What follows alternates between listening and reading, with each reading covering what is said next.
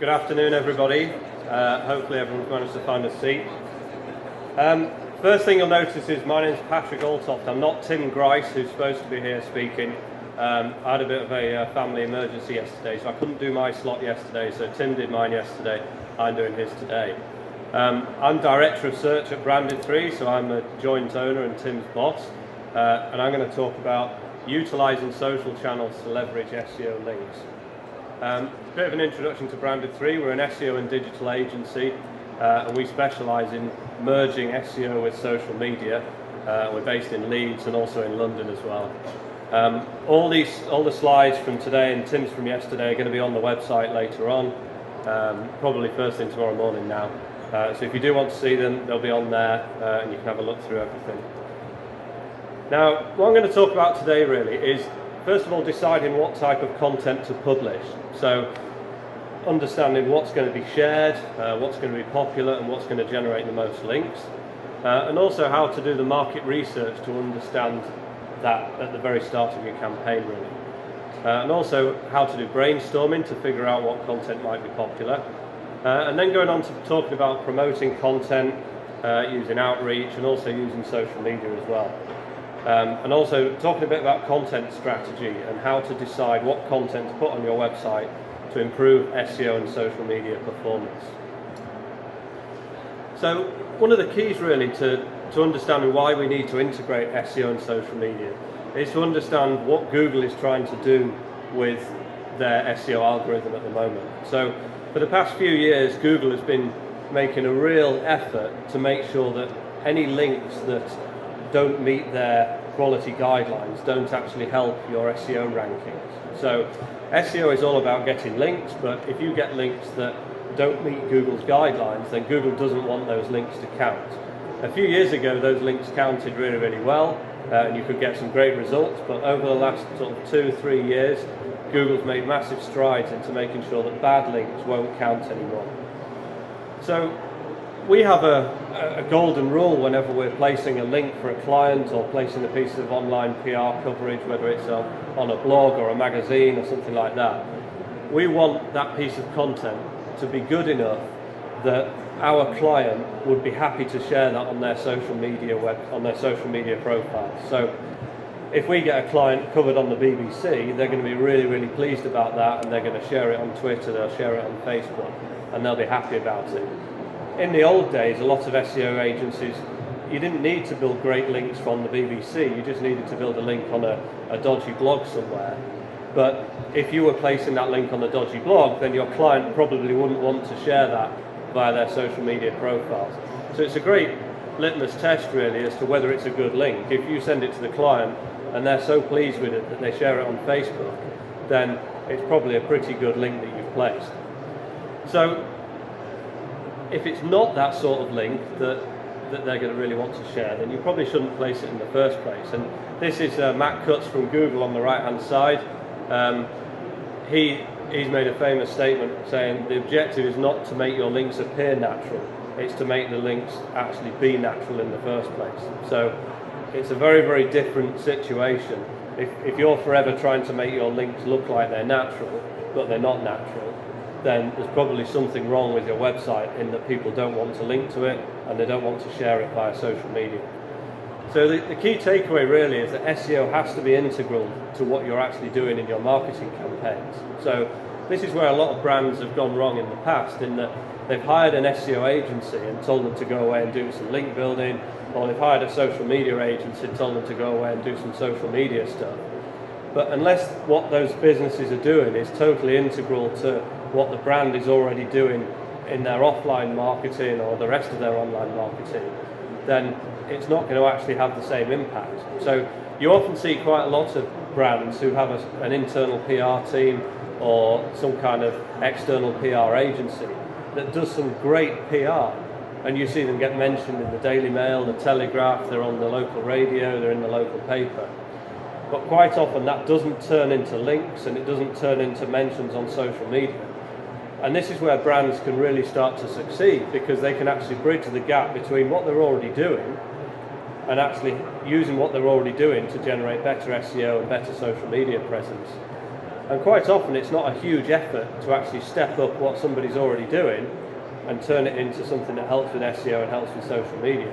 It's just normally that the people who are doing this are firmly ingrained in the whole offline PR or brand marketing, and they're not necessarily thinking about how these things can impact on SEO and social media.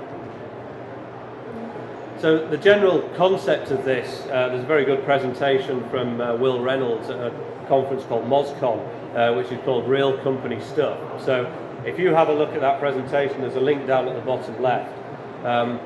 That talks about all fantastic ways where businesses can take what they already do and use it for SEO benefits.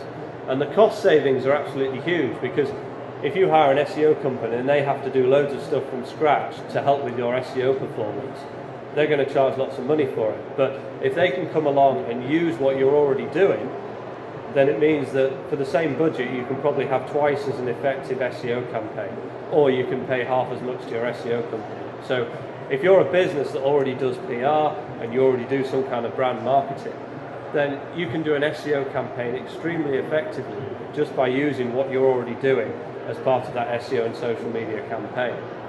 And certainly with social media, normally that integrates so closely with your PR campaign anyway that they pretty much run side by side. But unless you're actually making the effort to really turn your PR campaigns into social media campaigns, it's very unlikely that they're going to get the right level of success. So the first thing that you need to be looking at is who are the key influencers in your sector. Now, a lot of people will already understand that, but quite a few people don't do the initial research to find out who the key influencers are and what they actually talk about. So I've done a search here for a car dealer in the UK on a site called Follow a Wonk, and Follow a Wonk's an SEO and MOS company. So anybody can go on there and you can put in some keywords related to your particular sector, and you can put in some geographical targeting. So if I want to find who is the most influential car dealers on social media in the UK, let's say I have another automotive related website or a car classified site or something like that, if I want to run a campaign that targets people who are really influential in this space, I need to find who they are, and I also need to find out what they're sharing. So finding who they are is fairly straightforward. You can get lists on Follow a Wonk, and you can have a look at these people. A lot of them might be it might be an official website of a car dealer, but it might also just be somebody who happens to work at a car dealership. So once we've actually found this list of people, and you might not need to shortlist too many, you might just pick the top 10 or 20, pick people who are regularly sharing things on social media, and then just have a look at what they actually share. So have a look at their blogs, if they've got a blog, have a look at what they share on social media, and just draw up some kind of table in Excel or some kind of spreadsheet as the links that they're sharing and how often they share those links, and whether there's multiple people sharing links as well. So if you see that there's some kind of really fantastic viral story that gets shared by 50% of these top influencers in this space, then that's the sort of thing that you probably need to be doing when you're doing your actual viral campaign. So don't just start off with a viral campaign that you think might work and guess at what might work. You need to be looking at what people are already sharing and what people are already linking to, so you can see what's likely to be popular. And a lot of people make the mistake of trying to take ideas from other sectors that might have worked really well. So if you've seen a particular idea in one sector, then don't automatically assume that that's going to work in another sector as well. And by using Follow a Wonk or similar tools, you can gain a really good understanding of who the best people are in your industry to make friends with. So don't just put them on, I mean, what we would do is follow them via a Twitter list so you can segregate them, but don't just put them on the list. Talk to them, send them messages, send them emails, meet up with them, make friends with them, because every connection that you make is going to be worth its weight in gold over the course of months or even years. So you're not just asking them to share one thing, you're making them into a friend and you're sharing their things every month, so that you can ask them to share one thing every month over the course of a couple of years, and that could be a hugely valuable relationship. So one extra point when thinking about what do they actually link to is a lot of people use things like infographics or viral videos or top 10 blog posts, and they all work in different sectors. So if people in your sector never link to infographics, then there's no point doing an infographic as your viral marketing strategy. On the other hand, if infographics are something that everybody loves and everybody links to in your particular sector, then that should definitely be something that you think about. But you won't know until you actually figure out what these people are doing. Also, don't aim too high initially. So this is a Technorati top 100 bloggers. Don't try and get your stuff published on the top blogs at the very start. You need to look at the mid-level blogs in your sector and what they're saying on social media and what they're saying on their posts, and decide how you can get a link from there before you try and get a link from TechCrunch or Huffington Post or something like that. Once you've actually figured out who the influencers are, then you need to figure out how to actually create something that they love. Now, this is an example from one of the sites we created, which is called Twitition. Twitition is a site where you can share petitions on Twitter, so you can actually sign a petition and it gets automatically tweeted out from your account. And we've generated about 1.8 million followers to our Twitter account using this Twitition site. We've actually got verified status on Twitter with all of the Twitter analytics, which you can see here, and you can see some of the stats. So in the last 30 days there was 559,000 link clicks on Twitter, 542,000 individual tweets about this particular website. And the level of engagement is absolutely huge, but the only reason that it gets that much engagement is because people love the site. We had one day when Justin Bieber and Lady Gaga both signed petitions from the site on the same day, and we got sort of 150,000 unique visitors that day. And the reason it gets that is just because people absolutely love it. I think every month it gets well over 1 million unique visitors just from people who love to sign and share these petitions. And it's a really great example of how if you create something that's inherently shareable, then you don't really need to do a huge amount to promote it. We set this site up in about a week 2 years ago, and we've done nothing ever since, and it just promotes itself. And it gets mentioned on various blogs and mentioned in the press. It's got thousands of sites linking to it. And it's just a great example of what you can do if you actually create something that is truly viral. You don't need to force it, you don't need to try and promote it, you don't need to send out any emails, you just set it up and then it just snowballs from there. The key thing to understand is that social SEO isn't about getting more fans or more followers. Social SEO is all about getting more shares of your content. So if you've got 100,000 followers on Twitter, but you publish a blog post and only 2 people share it, then that's useless. If you've got 10 followers on Twitter, but you publish a blog post and get a really, really important person like Justin Bieber or Lady Gaga to share it, then that can go viral and that can get huge amounts of traffic. So it's not about how many followers you personally have, it's about the viral reach that your content gets by these sort of important people who actually share it for you. So I guess an easy example, if you had no followers at all, but you got a really, really famous person to share your story, it could quite easily go viral. The reason it's good to have fans and followers is just in case you can't get famous people to share your content and you can actually seed it yourself. So there's various charts that are available on the relationship between Facebook shares and links. The more Facebook shares you get, the more links you're going to get to your content, and it's the links that help with the SEO. The chart on the right hand side just shows engagement, so we can see the boost in engagement that you get on Facebook when you run one of these social campaigns. This is from a client of ours, a restaurant chain called Red Hot World Buffet, and we run social campaigns for them, and it dramatically increases the engagement on their Facebook page. Looking at tweeting as well, we did a study where we proved that tweets actually affected rankings. Now, the disclaimer with the study really is that the more tweets you get, the better you rank, but it's not necessarily because of the tweets, it may well be because of the links that blog content and website content gets when it gets lots of tweets. So if you get 1,000 people tweeting about something, it's very likely you're going to get a lot of links as well.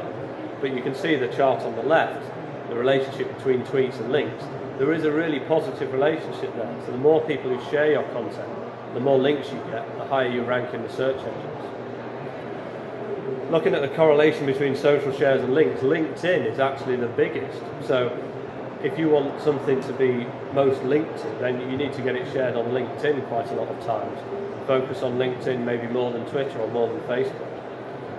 You can see on the Twitter website there's actually a company called Tiny Prints, and they apparently got a 47% increase in search rankings using Twitter, just because they got loads of people tweeting their content. Whether you believe that or not is another matter, but this is on the Twitter website, so it's a fairly legitimate case study.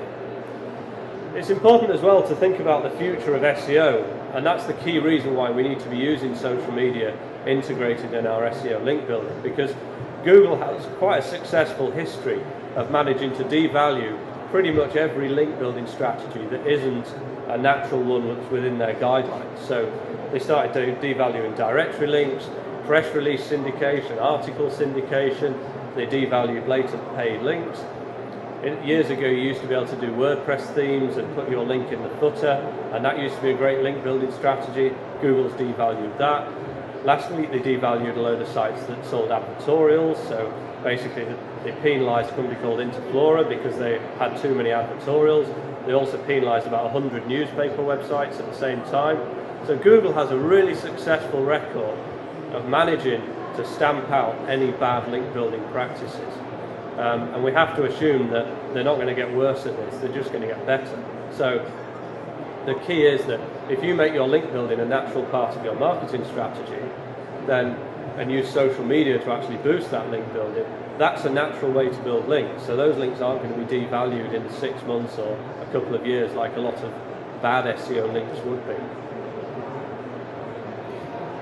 Also looking at competitor analysis. Now, this is getting a bit more technical on the SEO side, but a lot of people used to build links in SEO by analysing their competitors' links and looking at which ones they thought were working and which ones they thought weren't working, and then deciding which ones to copy. But this is actually a really bad way of doing it these days, because Google brought out something in October called a disavow tool, which means that if you have a load of bad links to your website, you can disavow those links within Google's Webmaster Tools so that they don't count anymore and they're not going to get you penalised. So if you had 1,000 really terrible websites linking to you, you could disavow all of those and your competitors would never know. But if they looked in any of the link tools and did some analysis, then they would think you had all of these websites, and they'd be thinking that those sites might be helping you rank, and they might be going out and copying those links. So it's a really, really bad idea to do competitor analysis and just copy your competitors' links. The best way to do it is to do competitor analysis and look at which content on their website got the most natural links and which content on their website got the most social shares. So if you find that they did a really popular blog post about something and it got shared loads of times on social media and they got loads of natural links to it, then have a look and use that for inspiration and see how you might be able to do something that was a little bit better or a better idea, and you might be able to steal their idea if they did it a couple of years ago and just make it better and do a follow-up. So one key thing to remember in SEO is that Google is very good at understanding which sites are better than others. So if your competitor has a better website than you, then you're probably really going to struggle to rank higher. And if you do manage to rank higher, it's because you've been more aggressive with your link building, and Google's likely to find out in the near future or even in 6 months or a year's time and actually devalue those links. And that's a really important concept, because in the old days, if you had a rubbish website, then you could build more links and you would rank higher than your competitor. These days, you actually have to have a better site than your competitor, and you actually have to deserve to rank higher. And this is where all the social link building comes in, but in conjunction with actually making the site better. So, quick case study really with View Cinemas.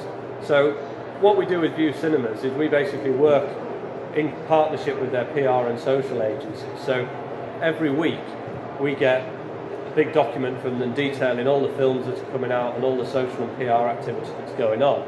And we can integrate that with our SEO link building and our outreach. So we can talk to somebody like the Radio Times, we can get some editorial published on there, because they actually really want to know what's going on in cinemas, and it's a really topical thing for them. So we can approach somebody like the Radio Times or other magazines. They'll gladly publish the content, but also they'll probably share that on social media as well. We can also share that via View Cinema's social media accounts, and we can build up the actual traffic through this article as well.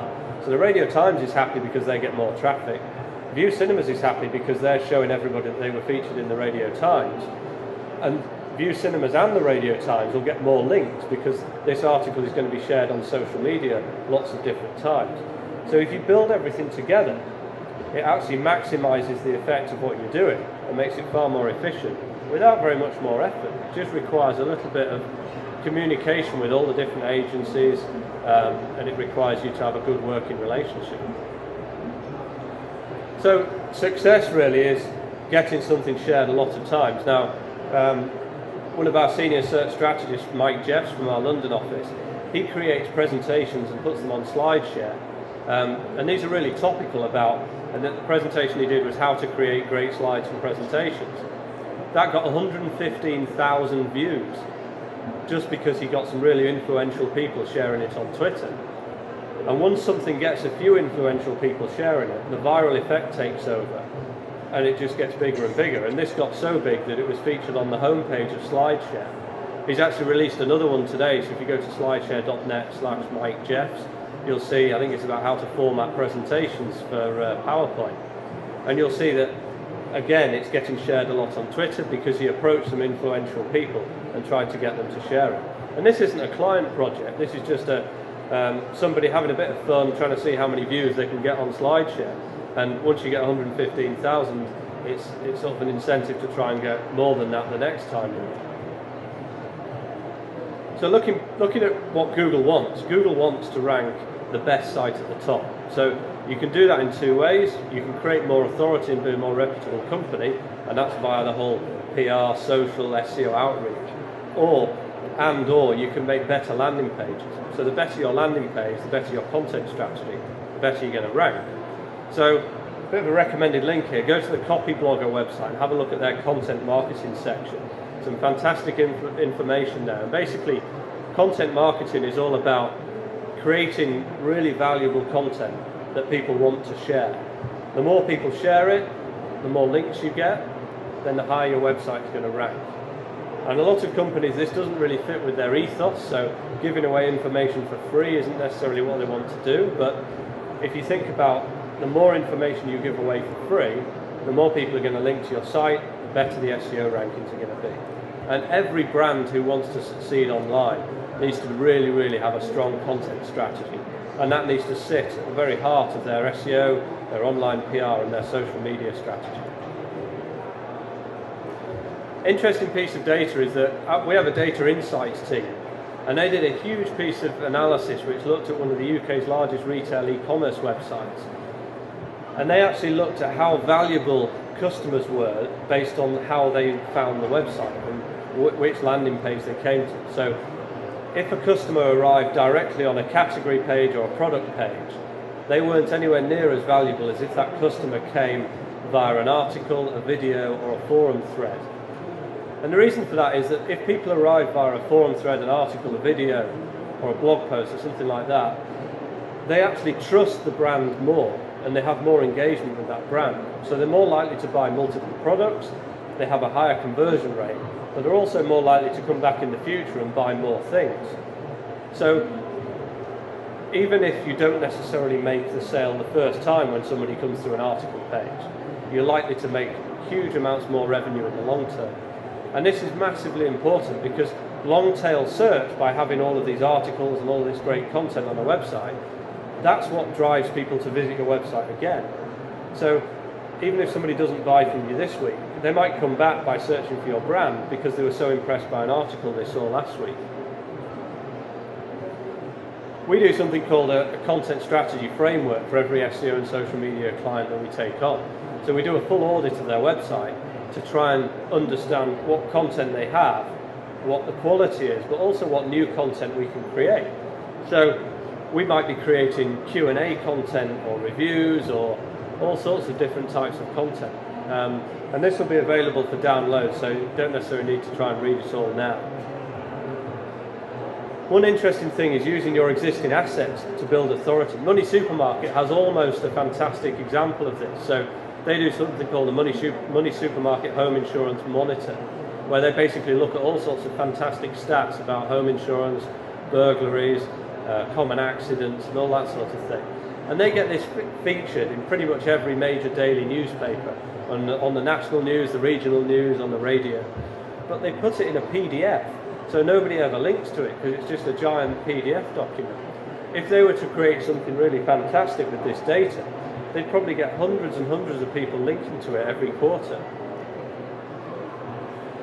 Talking about content strategy, one of the best things you can put on your website is Q&A content, because lots of people love to search for questions on the internet, and there's always lots of sites that are coming up. So you've probably heard of Quora, Yahoo Answers.